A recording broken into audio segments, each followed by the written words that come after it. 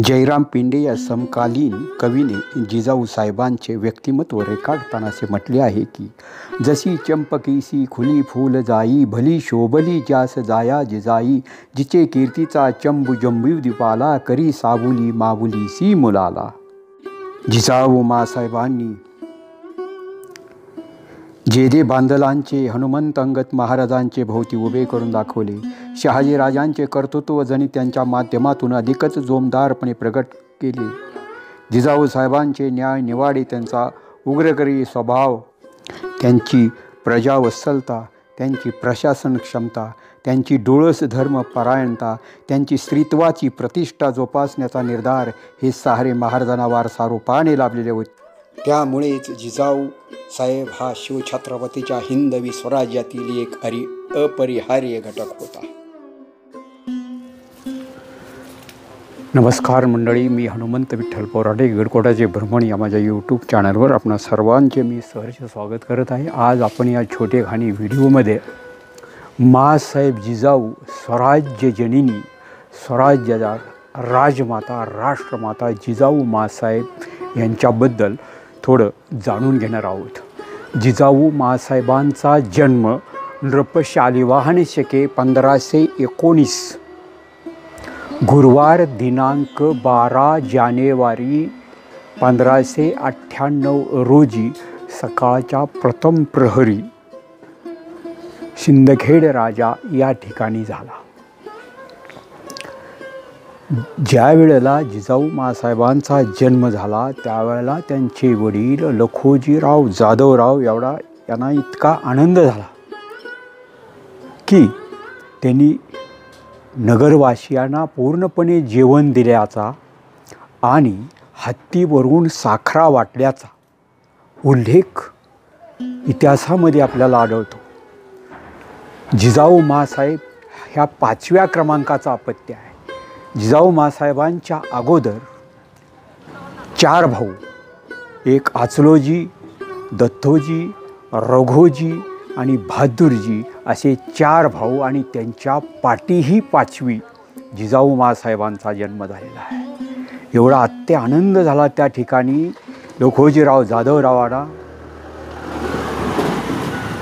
आणि आज वेगळं चित्र पाहायला मिळते आपल्याला। या महाराष्ट्रामध्ये, या भारत देशामध्ये स्त्रीची भ्रूण हत्या केली जाते। केवढं मोठं दुर्दैव आहे। असो, त्या काळी स्त्रियांचा सन्मान करण्याचं लखोजीराव जाधवराव यांच्याकडून सर्व समाज शिकला गेलेला आहे आणि शिकतही होता। आता ह्या जिजाऊ मासाहेबांचा जन्म झाल्यानंतर त्यांचं जे मामाचं गाव आहे हे फलटण, जिजाऊ मासाहेबांच्या आई म्हणजे निंबाळकर 12 वजिरांचा काळ त्या काळी गणले गेलेले जे वनंगपाळ निंबाळकर आहे, त्या वनंगपाळ निंबाळकराच्या भगिनी म्हणजे बहीण म्हाळसाबाई उर्फ गिरजाबाई ह्या लखोजीराव जाधवरावच्या पत्नी होत। म्हणजे जिजाऊ मासाहेबांचे सक्के मामा हे वनंगपाळ निंबाळकर फलटणचे हे होत। पुढे 1610ला मालोजी राजे यांचे ज्येष्ठ चिरंजीव शहाजी राजे यांच्याबरोबर विवाह जिजाऊ मासाहेबांचा झाला। वेरूळ ह्या ठिकाणीच ते राहायला होते। त्यांचं प्रथम अपत्य 1623 साली मुलगा झाला त्यांना, जिजाऊ मासाहेबांना। त्याचं नाव संभाजी असं ठेवण्यात आलं। त्यानंतर त्यांना 4 अपत्य झाली, परंतु त्यातील एकही जगलेलं नाही। आणि हे शिवाजी महाराज त्यांच्या पोटी जन्माला आले किल्ले शिवनेरीवरती 19 फेब्रुवारी 1630 रोजी किल्ले शिवनेरीवर ह्यांच्या पोटी जन्माला आले। परंतु ह्या अगोदर छत्रपती शिवराय ज्या वेळेला जिजाऊ मासाहेबांच्या पोटोशी होते त्यावेळेला एक विचित्र घटना घडली। काय घटना घडली मंडळी, लक्ष द्या। 25 जुलै 1629ला निजामशहानं काय केलेलं आहे, मुजऱ्यासाठी म्हणून लखोजीराव जाधवरावाला त्यांच्या मुलांना नातवांना बोलवलं आणि भर दरबारामध्ये लखोजीराव जाधवराव, आचलोजी, रघोजी, दत्तोजी आणि भाचा यशवंत यांची निगृण हत्या केली.